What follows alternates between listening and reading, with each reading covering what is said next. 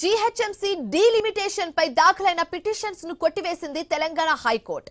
GHMC వార్డుల విభజనలో జోక్యం చేసుకోలేమని తేల్చేసింది. అభ్యంతరాల గడువు పూర్తయినందున పిటిషన్స్ విచారణను ముగించింది న్యాయస్థానం. వార్డుల విభజన అభ్యంతరాలపై హైకోర్టులో 80కి పైగా పిటిషన్స్ వచ్చాయి. ఇదే అంశానికి సంబంధించి మరింత తాజా సమాచారం మా కరెస్పాండెంట్ ప్రవీణ్ ఫోన్ ద్వారా అందిస్తారు. ప్రవీణ్, ఇన్ని రోజులైతే ఈ విభజనకు సంబంధించి ఏ డిసిజన్ తీసుకుంటుందన్న ఒక ఉత్కంఠ అయితే ఉండింది. సో ఈ రోజు అయితే అది తెలిసిపోయింది. జీహెచ్ఎంసీ వార్డుల విభజనలో జోక్యం చేసుకోలేమని తెలంగాణ హైకోర్టు అయితే క్లియర్ గా చెప్పేసింది. దీనికి సంబంధించి పూర్తి డీటెయిల్స్ ఏ విధంగా ఉంది?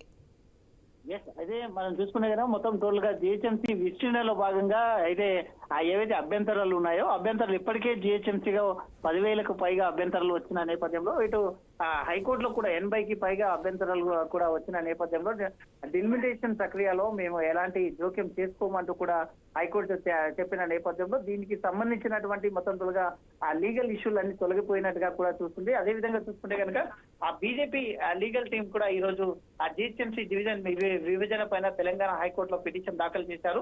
విభజనలో అనేక అవకతవకలు, ప్రజాస్వామ్య సూత్రాలు ఉల్లంఘన జరిగిందంటూ కూడా ఆరోపణలు చేశారు. ప్రజా అభిప్రాయాలు, స్థానిక వాస్తవాలు, భౌగోళిక పరిస్థితులు పట్టించుకోలేదంటూ కూడా పిటిషన్ దాఖలు చేశారు.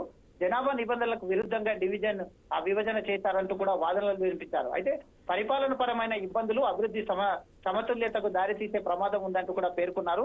ఎన్నికైన ప్రజాప్రతినిధులు ప్రాతినిధ్యంలో గందరగోళం ఏర్పడే పరిస్థితులు ఉందంటూ కూడా చెప్తూ ఉన్నారు.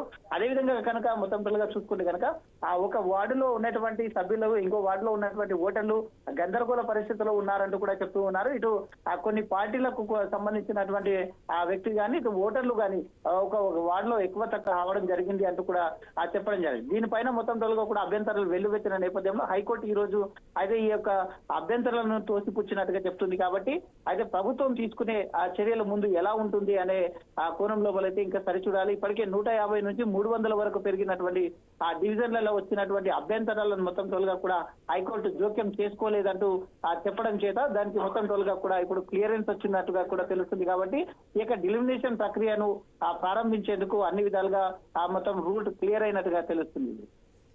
Right, thanks for the updates Praveen.